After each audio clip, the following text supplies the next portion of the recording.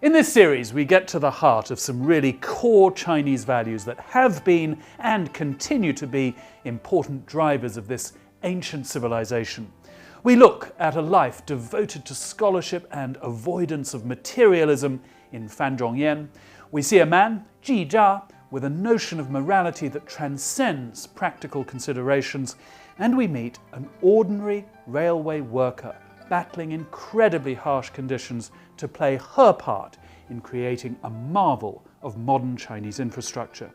We also take a look at the values which formed China's greatest ancient historian, Sima Qian. We also take a look at a different type of Chinese value in Tao Yuanming and the great Song Dynasty artist Wen Yuke, both of whom are trying to reconnect with nature and embody the value of 天人合一。在这一集，我们会借鉴中国价值观的中心思想，那是在中国文化中长期存在的思想。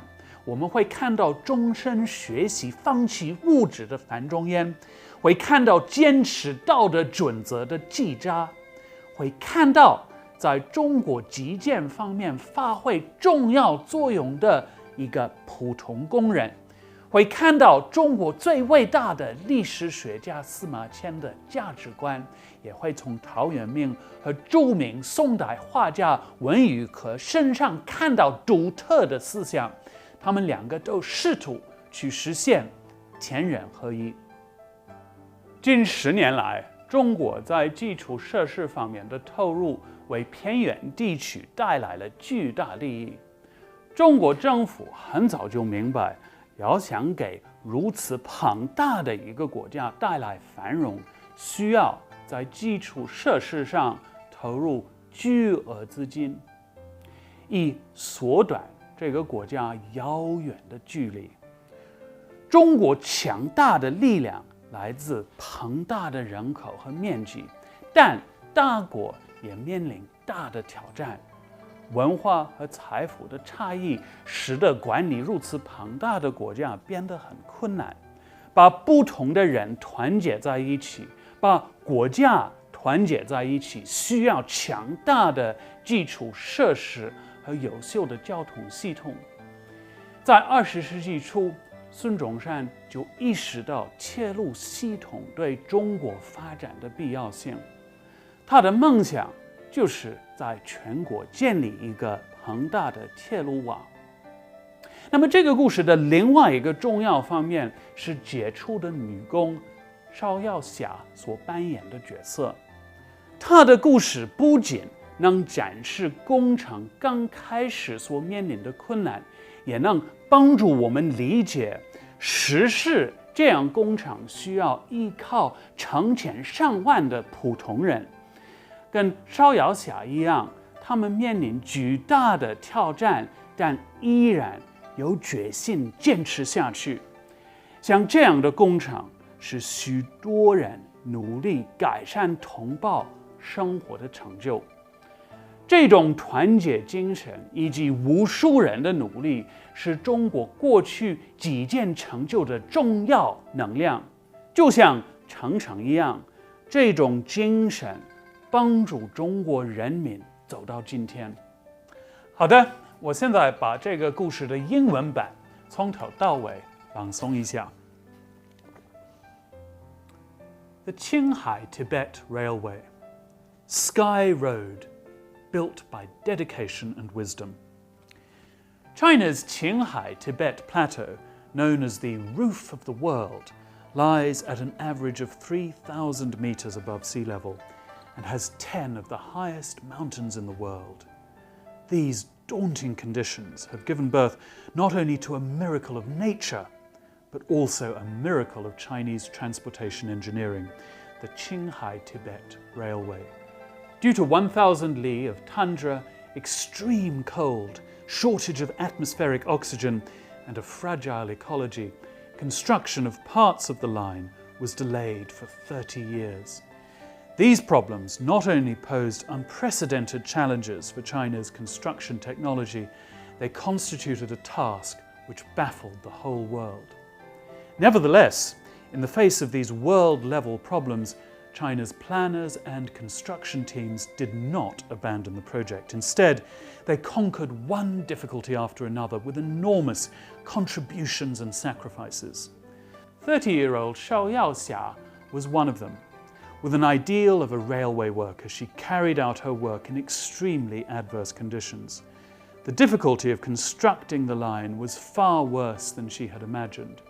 During a flood, she had to direct an emergency repair team to construct a temporary bridge and was almost swept away by the floodwater herself. Once, while guarding a construction site alone, she had to fend off a pack of wolves from the surrounding wilderness. Because she was the only woman on the construction team, at first there were no toilet facilities for her, and so she had to restrict her intake of liquids, causing problems to her health. To press ahead smoothly with this historically unprecedented task, she often had to go without sleep. If she had any spare time in the evening, she devoted it to studying engineering textbooks. On duty, she worked diligently, not sparing herself. Her favourite saying being, "It's better to be criticised than to be guilty." This woman, who was neither big nor sturdy, left an impression of being a giant in the Tangula Mountains. The Mount Fenghuo Tunnel is 1,338 metres long, and the tracks inside it are at an elevation of 4,905 metres. This is all located in an area of permafrost. The tunnel is the highest in the world and the longest on a plateau permafrost area. The deeper the tunnel was dug, the rarer became the content of oxygen in the air. But even when the air was so thin that the workers had to carry oxygen cylinders on their backs, the tunnelling did not stop for a single day. The workers found themselves short of breath, with pressure in their chests, headaches and rubbery legs. Compressed air drills, which used to be handled by 2 men, now took 4 to pick up. The efficiency of the work dropped rapidly. The lives of the constructors were under threat. The lights of the construction headquarters blazed throughout the nights.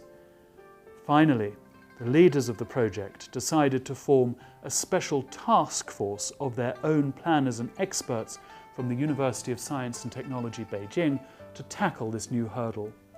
The technologists worked night and day at experiments aimed at solving the problem, skipping sleep and meals. After over 200 setbacks, they finally succeeded in building the world's first plateau oxygen supply station. As a result, a permanent and sufficient supply of oxygen was provided for the whole length of the tunnel, which was finally completed. Some Westerners said, "With the Kunlun Mountains in the way, the railway will never reach Lhasa." And with the Tangula Mountains in the way, the railway will never reach Lhasa. A railway project that foreigners said was impossible was completed by the ever greater efforts of the Chinese railway workers. This is clear evidence of the strength of China and the pride of all its people. The moral of this story. The Qinghai Tibet Railway is called a sky road. Its construction has facilitated communication between the Qinghai Tibet Plateau and China's inland areas. It benefits the development of Tibet and helps to stabilize China's borders. Countless numbers of railway builders and technicians contributed their devotion and wisdom and created a miracle for mankind. Okay, let's now do some recitation work. We'll look first at the passage which describes the incredibly difficult conditions Shao Yaoxia faced each day. 好的，接下来我们来做一些朗诵练习。先看一段描写邵耀霞每天面临的困难的段落，听一听。The difficulty of constructing the line was far worse than she had imagined. During a flood, she had to direct an emergency repair team to construct a temporary bridge and was almost swept away by the floodwater herself. Once, while guarding a construction site alone, she had to fend off a pack of wolves from the surrounding wilderness. Because she was the only woman on the construction team, at first there were no toilet facilities for her, and so she had to restrict her intake of liquids, causing problems to her health. When we say the phrase swept away, we should reflect the sudden action of being swept away by the sound of our voice. We should also pause after the preceding word bridge to heighten the impact of this frightening moment. 当我们读到短语 swept away 的时候，我们需要用声音反映动作的突然性。我们也需要在 bridge 后停顿一下，来增加这个可怕时刻的氛围。During a flood, she had to direct an emergency repair team to construct a temporary bridge, and was almost swept away by the floodwater herself. In the following sentence, we should create a sense of suspense and menace as we say the word alone. And to heighten the suspense still further, we should read the first half of that sentence very slowly. As we get to the second half of the sentence, we should increase our volume, increase our pitch, and increase our speed. Of course, when we say the word wolves, we should emphasize it, reflecting the horror of the situation. 在下一句话，我们读到单词 alone 的时候，需要制造紧张悬念，并且需要放慢语速来加强悬念。当我们读到句子的第二部分的时候，我们需要提高音量，提高声调，并且加快语速。当然，当我们说单词 wolves 的时候，我们需要强调一下，来反映情景的可怕。Once, while guarding a construction site alone, she had to fend off a pack of wolves from the surrounding wilderness. Okay, let's listen to the whole passage again. 好的，现在咱们再来听一遍整个段落。The difficulty of constructing the line was far worse than she had imagined. During a flood, she had to direct an emergency repair team to construct a temporary bridge, and was almost swept away by the floodwater herself. Once, while guarding a construction site alone, she had to fend off a pack of wolves from the surrounding wilderness. Because she was the only woman on the construction team, at first there were no toilet facilities for her, and so she had to restrict her intake of liquids, causing problems to her health. Okay, that's it for today's class. See you next time. Bye for now.